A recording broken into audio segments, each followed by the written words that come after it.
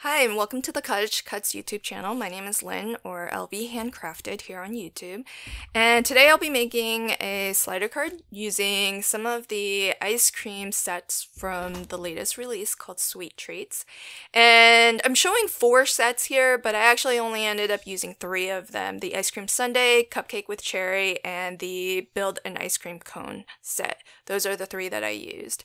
And now is a good time to mention that if you did catch my previous video, that I did pick a random winner and I replied to your original comment, so hopefully you know who you are, but I'll also leave the winner's name and as well instructions on how you can claim your giveaway in the description box below. So I've already die cut out of solid color cardstock most everything that I'll be using in today's video, but I did want to show this part where I'm taking the scoops of ice cream that were already cut from solid color cardstock, and to make them look a little bit more special, I dusted them with some shimmer powder and then spritzed them with my homemade mica mist, which is just a solution of mica powder with gum arabic as the binder and distilled water. And I think that gives it a really natural, fun look that I would never be able to create with any kind of coloring medium that I have. So I'm just going to set those aside and let them dry completely. If you do want to see how I assembled and die cut all of the elements that I'll be using on today's card, you can pop on over to my channel where I leave all of that die cutting and assembly in the video. For the purposes of keeping this video a little bit shorter, I've left all of that out. But if you do want to see how to work with the CottageCutz dies and how I like to do my die cutting, and then feel free to check out my video on my channel. Let me focus now on how to create the slider mechanism. So this is a piece of 120-pound heavyweight cardstock that I've cut down to size to make sure that it's completely hidden by the ice cream cone or the ice cream cup. And I've drawn a line down the center, and I'm trying to really make sure that everything is sort of squared off so that it's the line that I'm cutting is nice and perfectly vertical. And I like to do my cutting with a steel ruler and a utility knife, but if you have a craft knife, you can use that, an X-Acto knife, anything that you feel comfortable with using. You can even use trimmers, the ones where you can drop a blade sort of in the middle of your cardstock and cut that way. You just want to cut yourself like a little slot, a little track. And this is how you can make any length track that you want if you don't happen to have dies that will cut out a slider track like this. Then I punched using my 3/4 inch punch 4 discs, 2 out of 60-pound cardstock, which I folded in half as you can see, and I glued those down to another disc that was cut out of 120-pound.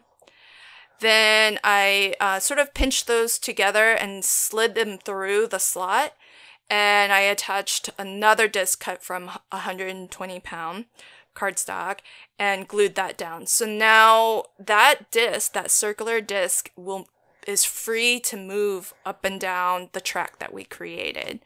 And that's your basic slider mechanism.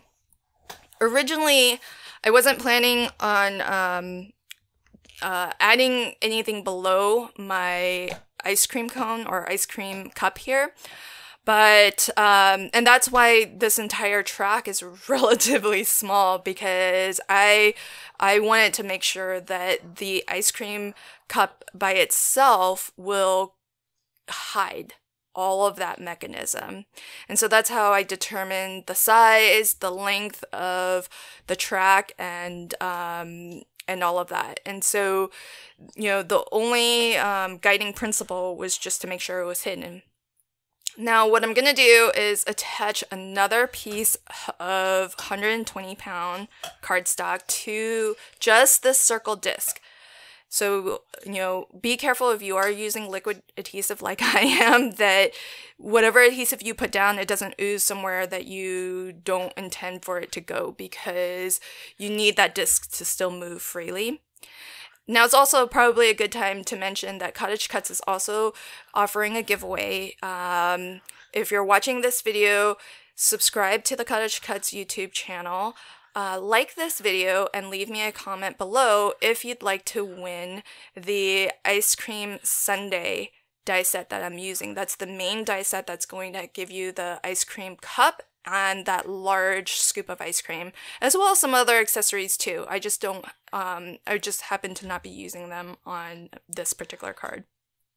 What I'm doing here is some dry fitting. So I like to do this so that I can really figure out where everything needs to be with just some, low tack tape, and that way I don't have to necessarily commit to anything. I can dry run the entire experience of pulling this up and down to really make sure.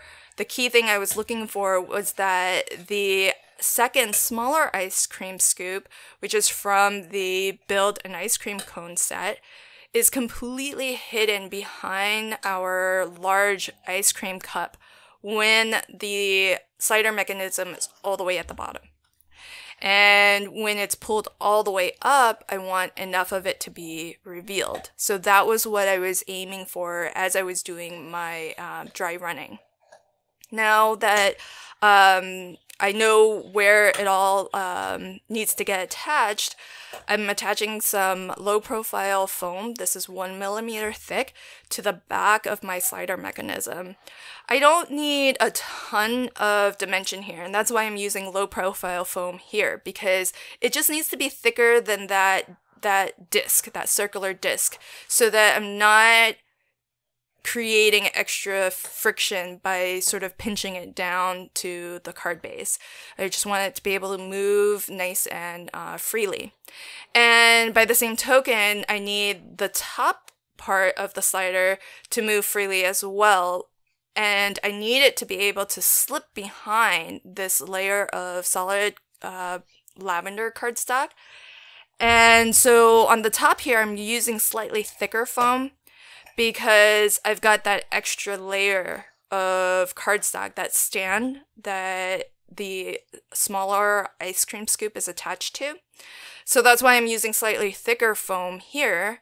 And once I put that down and I start testing my mechanism, I realized there was a catch point. The little stand that I added to be able to attach my scoop of ice cream, it wasn't freely passing below that purple layer of cardstock.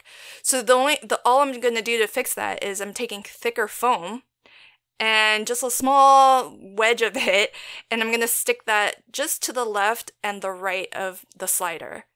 And that's going to lift the lavender piece of cardstock enough so that now there's more clearance behind there. There's more space behind there for the slider mechanism to freely pass behind it without any catch point, without it sort of contacting any of that purple cardstock. So that's why it's important to kind of choose the right thickness of foam, and if you need, you can always double up on your foam to create enough room for your slider mechanism to move freely. And the last sort of finishing touches that I made were I added some diamond glaze to the cherry on top. I used my diamond label to custom make this sentiment. I don't drink, so when I say make it a double, my husband understands that I'm talking about ice cream. So I thought that was just like a fun little sentiment. What you don't see me do on camera is that I did actually add an arrow that says pull here, and I pointed that arrow to the cherry. That way whoever gets this card will know that there's an interactive element, that there's something that they can do to have this fun little extra surprise experience of turning this single scoop of ice cream to a double scoop. I hope that you enjoyed this card, and if you did, don't forget to subscribe to this channel, like this video, and leave a comment below to be in for a chance to win the Ice Cream Sundae die from CottageCutz. And you can check my next video that I post to this channel to see if you won. Thanks so much, and until next time, happy crafting and have a fantastic day. Bye!